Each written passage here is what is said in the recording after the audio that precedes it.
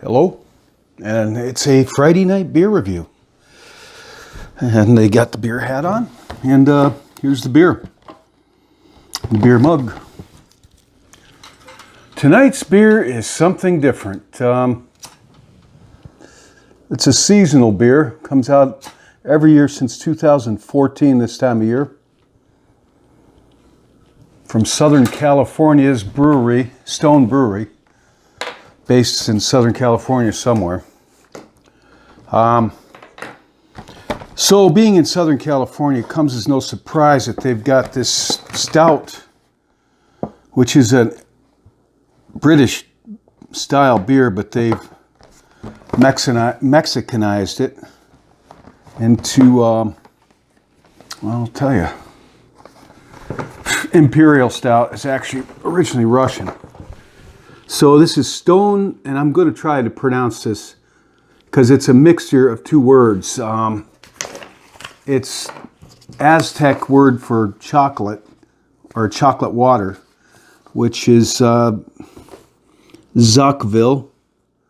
And then they took the Spanish for beer, cerveza, and they put them together as like chocolate beer, XOCOVEZA. So this is Stone XOCOVEZA, which is, right, about 12 or 13 bucks a 6-pack of cans, depending on where you're at.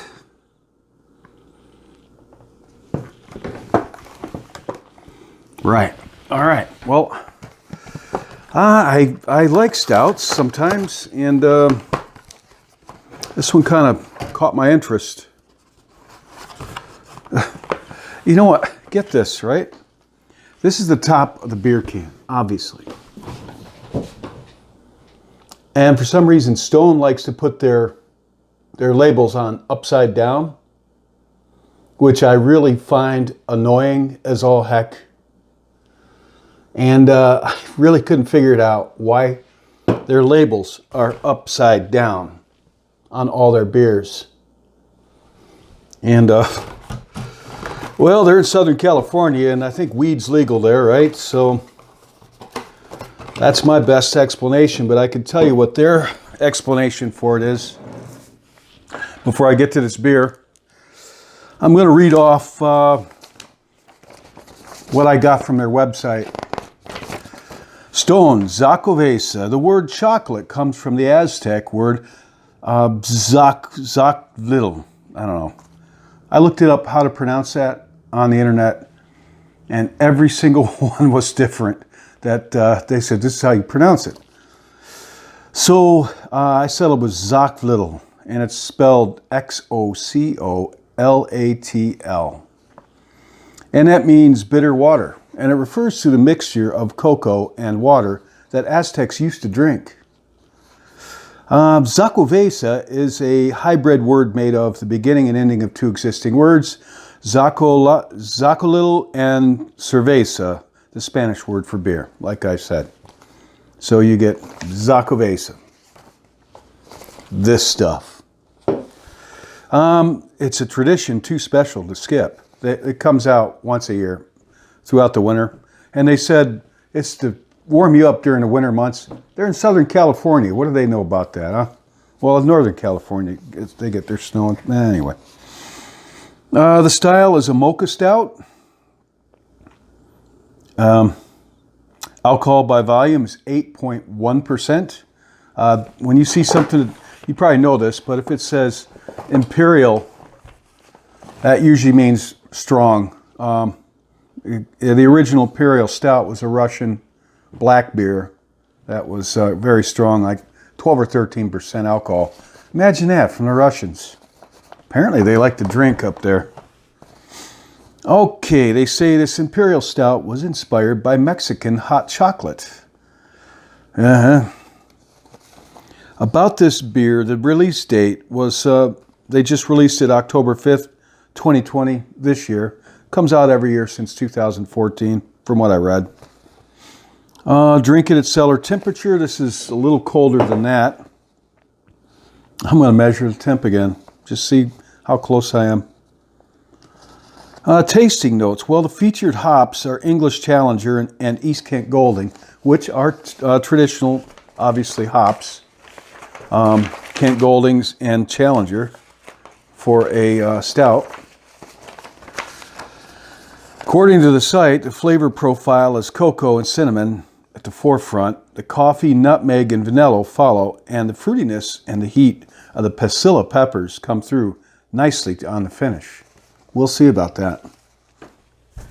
I'm actually looking forward to drinking this. Full-bodied palate with smooth and light bitterness, right?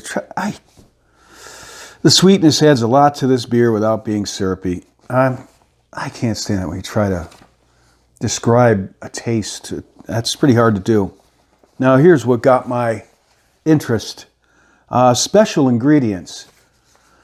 I like traditional beer brewed along the lines of the old German law, purity law on beer, 1514, the Reinheitsgebot, which means that states only hops, barley, water, and yeast in beer. I don't like beers that have a lot of other things added to them, but I'm willing to give this a chance. Special ingredients on top of the barley and the hops are cocoa, coffee, peppers, vanilla, cinnamon, nutmeg, and lactose. Oh dear. Well, let's check it out. And I have here a special needs beer mug. It was born without the ability to stand up. You've got to hold on to it. A friend of mine said it's an 88 mug.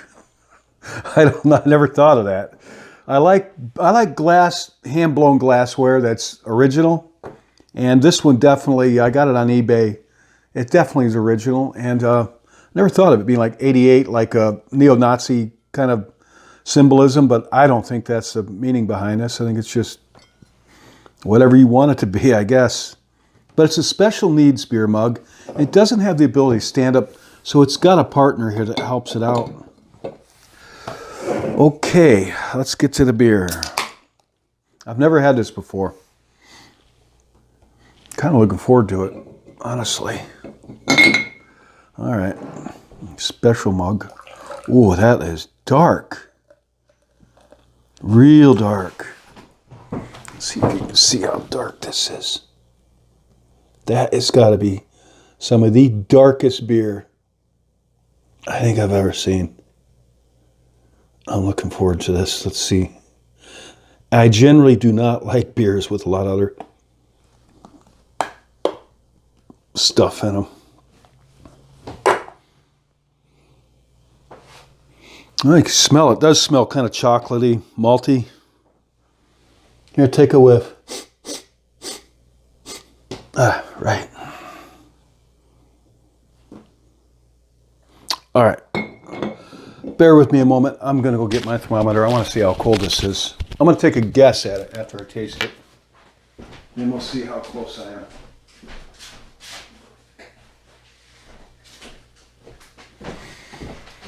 Okay, buddy. Old meat thermometer. Comes in handy for, well, you all know that. I've discovered brine baked potatoes, which best way you can make baked potatoes I've ever found. All right, let's check this bad boy out, huh? Smells like, I smell malt. Smells kind of sweet, like you'd expect it to smell. Upside down beer. Oh, I forgot to mention, I'm sorry, hold on, suspense. I forgot to read why they put their labels upside down and why I think they do. What's up with the upside down labels? This is off their website, Stone Brewery's website. What's up with the upside down labels? Good question. The answer is we leave no stone unturned. Stone Brewery. The answer is we leave no stone unturned. Honestly, it is annoying as heck. And I think whoever came up with that for a marketing idea was stoned. Hey, work at Stone Brewery. This guy's stoned, obviously. Stoned. Off some of that California bud. All right. We'll just try to forget about their peculiar marketing ploy. Let's taste this.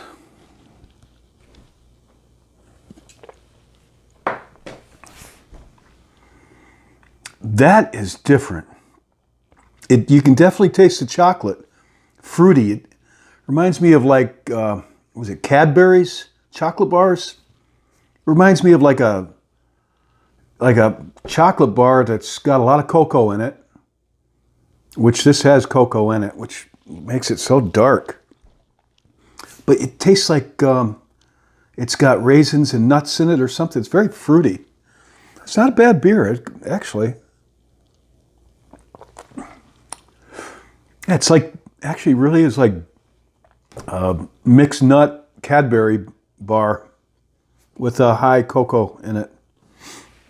All right, let's see how much, what's this? I think that this beer is 48 degrees. Let's see what we got here. 63, 59, 57, 55, 54. Oh God, I'm really off. Holding at 54, 52. Holding at 52. It's 52 degrees, just like the last one.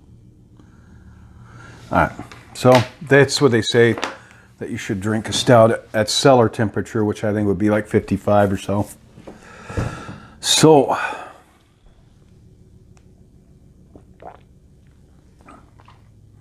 it's pretty heavy bodied, honestly. I think if you drank this whole six-pack in a sitting, I think you'd be done. I think you'd be very full and not crocked, you know. If you want something different, 8.1% alcohol, it's right up, it's almost right up there with wine, you know. It's fairly strong. And you think like your Budweisers and all that, they're about 4.5. So it packs a little bit of a punch. Yeah.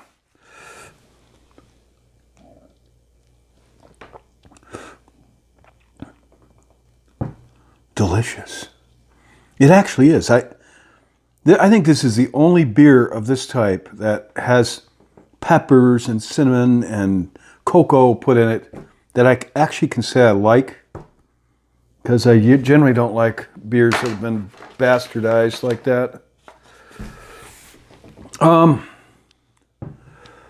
What's to say? I think I only had 2 more stories to tell, and then I'm going to get into something else on this channel. I'll try to get the captions turned on every time. It's an option. I forgot to with Story 47. That event that happened yesterday, actually, I did a really cheesy cartoon of the stick man dancing around. That really happened. Honestly, I felt kind of corny telling that story. But it really did happen. And I don't know, I really don't know what to make of it, honestly, because there wasn't anybody on the road when I was pulled over there. And I forgot to mention, because when I pulled out of there, I looked very carefully down the road, you know, because people fly down that road. And I certainly would have seen this, whatever it was, and there was nobody there.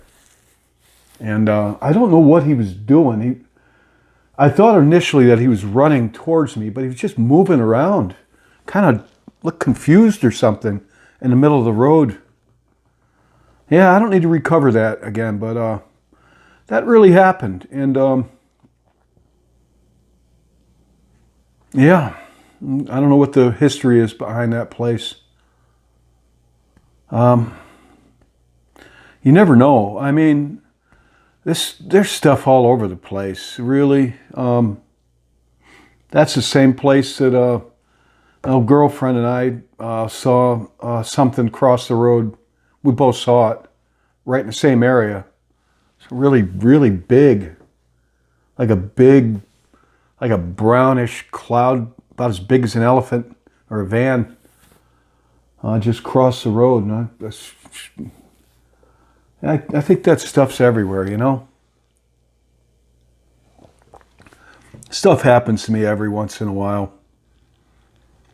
Not all the time. Well, in some of those houses that I was in, it was every day, every night, almost, pretty much, day and night, in some places.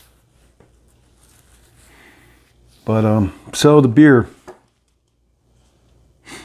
If you like stouts and you like Cadbury's, mixed nut candy bars, this would be a beer for you then.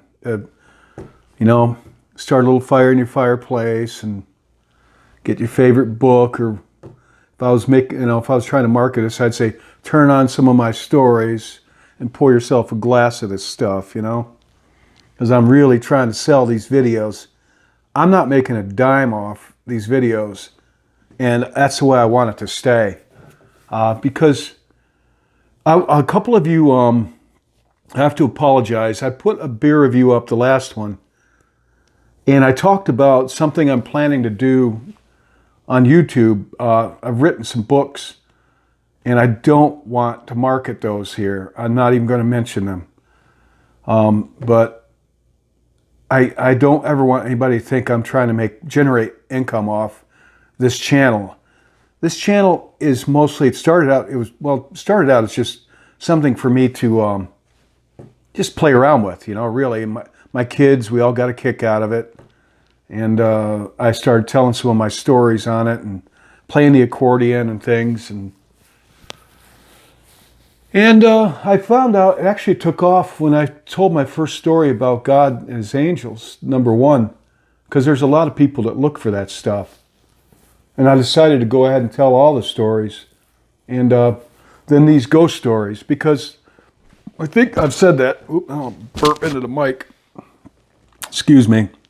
I think I've said this at some point in time, that these things, when I was being haunted throughout my life, I was really upset because I really didn't want these things to be happening. And contrary to what my mother told me, ignoring them didn't make it stop. Not talking about it, denying it, didn't make these things stop. I honestly give credit to God for protecting me all the time, but it didn't make it stop either. Though, I've never been harmed. Really, once I was, actually. The Stonehouse story. But I always said I'd take these hauntings that were disrupting my life hard at times, and I was going to turn it around and use it for God's glory and his work. And so there. That's because, honestly, somebody commented on my last video, 47, that it's a gift. That we have a gift. And I don't know if I'd call it a gift. Burden. I don't know what it is. I think they're attracted to me. I honestly don't know. Or maybe my psychic filter is tweaked a little differently. I have no idea. But, yeah. I think I've covered this beer. It's going flat.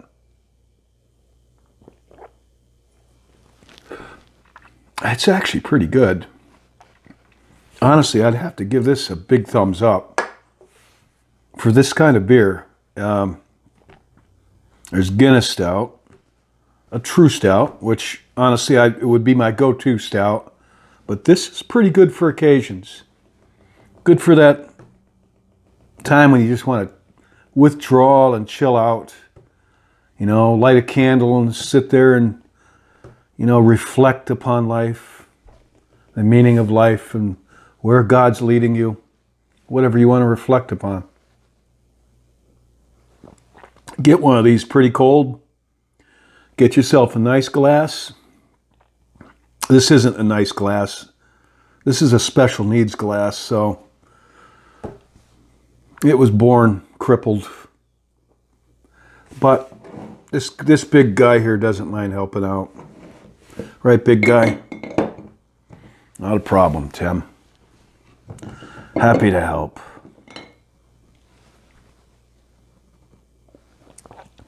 Talking about big guy, I took my dog to the vets today. I'll post a picture of him on his way to the vet. Here's my doggy going to the vet today.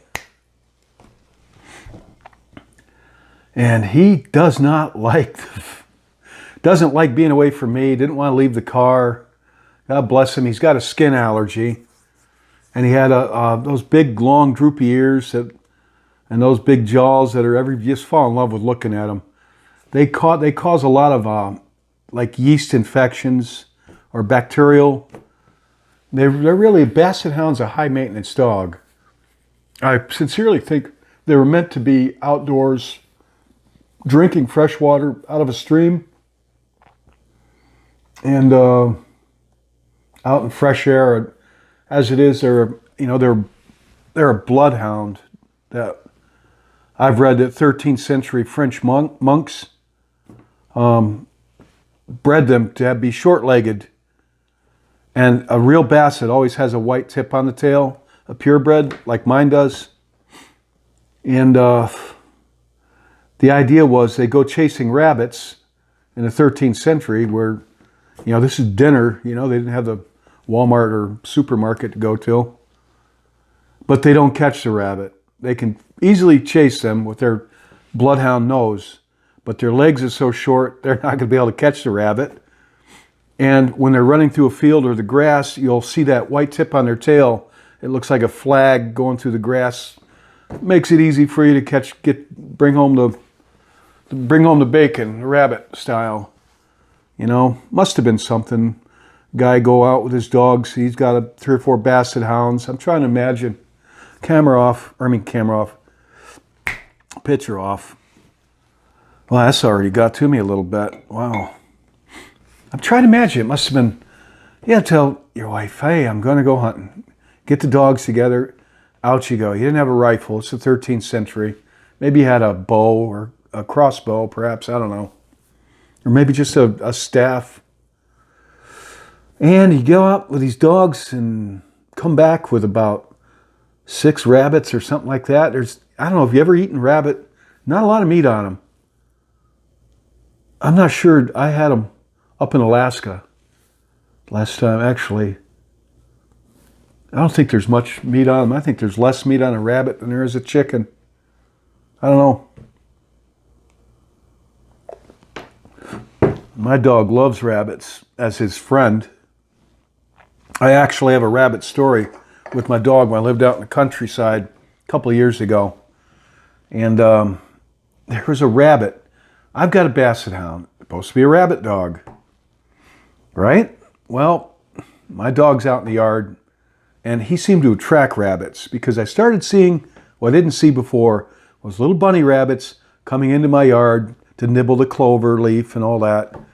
And I watched my dog and say, all right, let's see how he reacts. I'm indoors watching from the window. And my dog just looked at them, and the rabbit's about, this case I remember, he's about 20 feet away from my dog. And the rabbit's sitting there staring at my dog, and my dog's sitting there staring at the rabbit. I'm like, God, go get him, boy. You can do it. It's in your blood.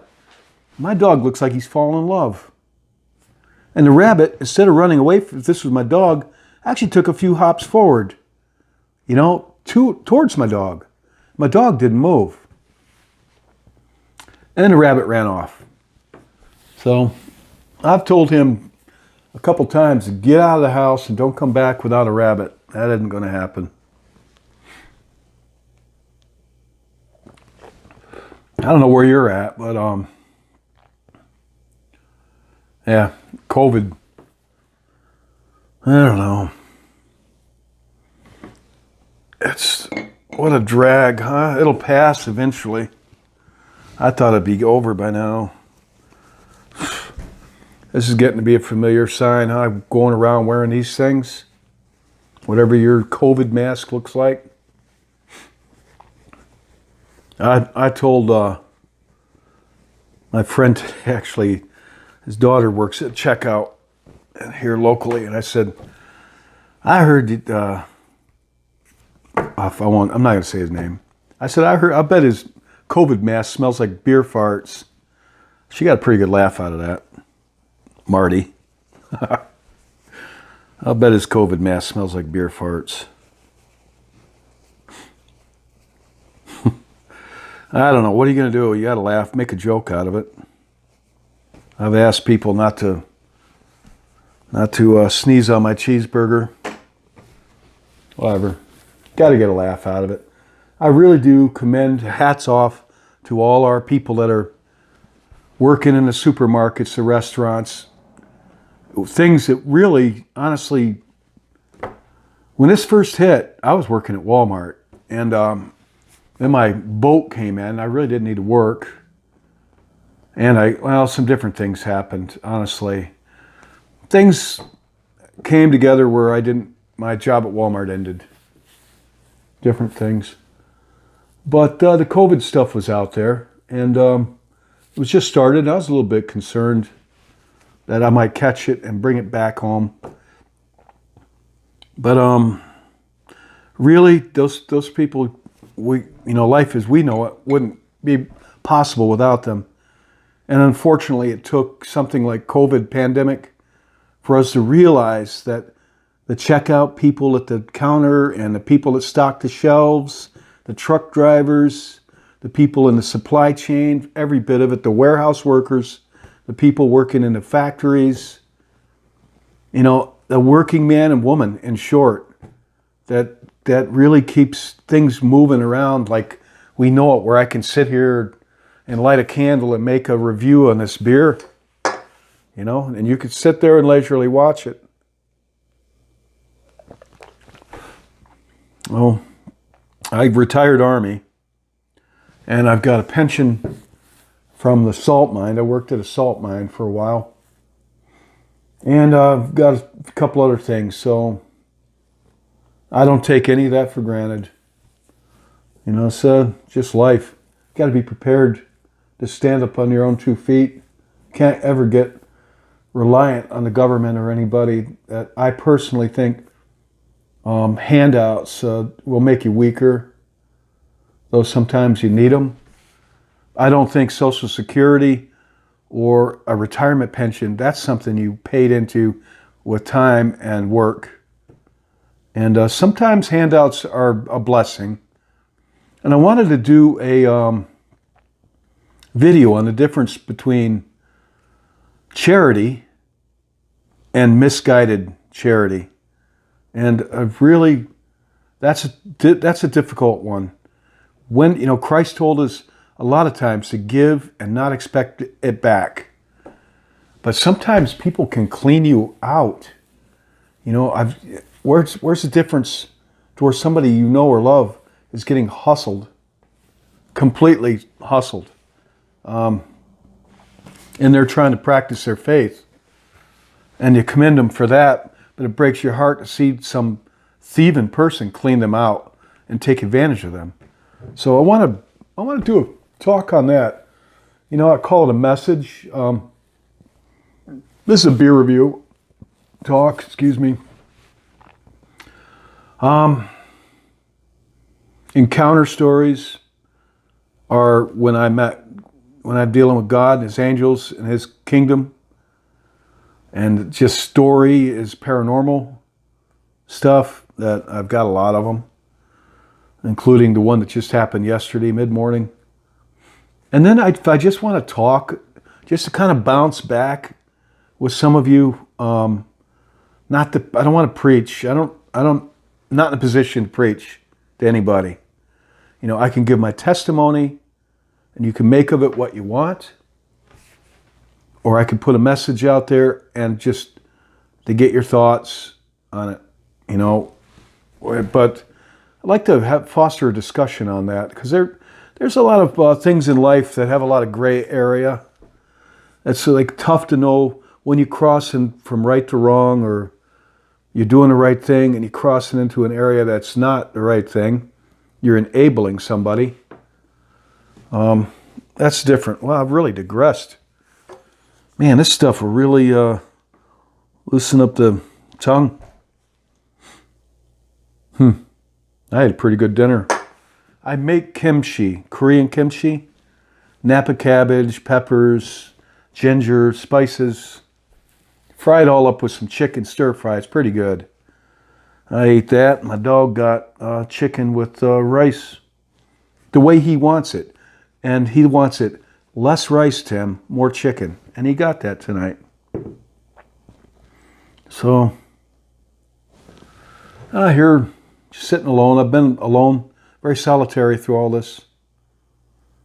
Just this dog. And you all for company in a way.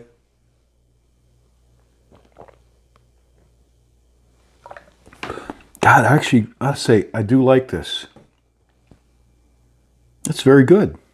Recommend it. Get to the bottom of this so I can end this video. Prattling on. You know, the U.S. Army was thinking about taking me back into service back early March. Actually, they called me up, they contacted me. The U.S. Army. They wanted to dust me off and bring me back into service to help out with the COVID thing, you know, and when it first hit and we all didn't know what to think. Honestly, they politicized the COVID-19 thing in America and elsewhere. But really, I mean, how much of a genius do you have to be to realize that there's no political leader that's going to be able to, you know, make a bacteria or a virus go away, you know? We're all just, everybody's flying by the seat of their pants. Kind of learning as we go. Though their historical studies are quite handy in this. And I've read that in 8 of these novel viruses, since the year 1700, 8 historical cases of these, that 7 of them came on strong the first winter and spring, faded out during the summer, didn't go away, and then came back with a vengeance in the fall and winter. And then at that second punch, that's when they fade off into oblivion. 7 out of 8 of them. That's how they go. So there's really no reason to think this one's going to be any different. Yeah, wishful thinking.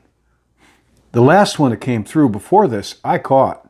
I had the swine flu in 2009. And, hey, I was a younger man then too. And it still knocked me out. I was living alone then, and I remember I was just on my couch. Really, I could roll off the couch and crawl. I actually crawled to the bathroom and crawled to the kitchen and then back to the couch. And there was a few times I was really feverish, and I wasn't afraid at all, honestly. I wasn't afraid at all. And if that's how God wants to take me, that's how God takes me. It's natural, you know? Yeah, I spent almost 2 weeks in that condition and with the swine flu and alone. And when I pretty much left after 2 weeks, I felt better. But I remember I wasn't myself for months. I mean, I got pretty beat up. Felt like I got hit by a truck. Yeah, it took quite a while, actually. I was over the thing in a couple of weeks, but really kind of a weaker, beat up form of myself for a while. And it went away. Not that big of a deal. There was a few nights I was pretty sick where I wondered if maybe I was going to depart this world. And I really wasn't worried about it. I don't mean to talk myself up, but I figured, well, I guess I'm going on a trip, aren't I? Out of this body, out of this world. Cool. Now, I don't think I wanted to, but I'm just saying I wasn't terrified. Hopefully, if I get it this time, I will react the same. Well, that's the end of that. Delicious beer. Well, there's a little left. That beer is so good, you're not even going to want to waste any of it. I have to give this beer 5 out of 5 stars. And there are not many beers that have ever got that kind of praise from me. But this one does. Yeah, I got to turn it upside down to read it. Those morons. Stoners. Now I know why it's Stone Brewery, because they're stoned.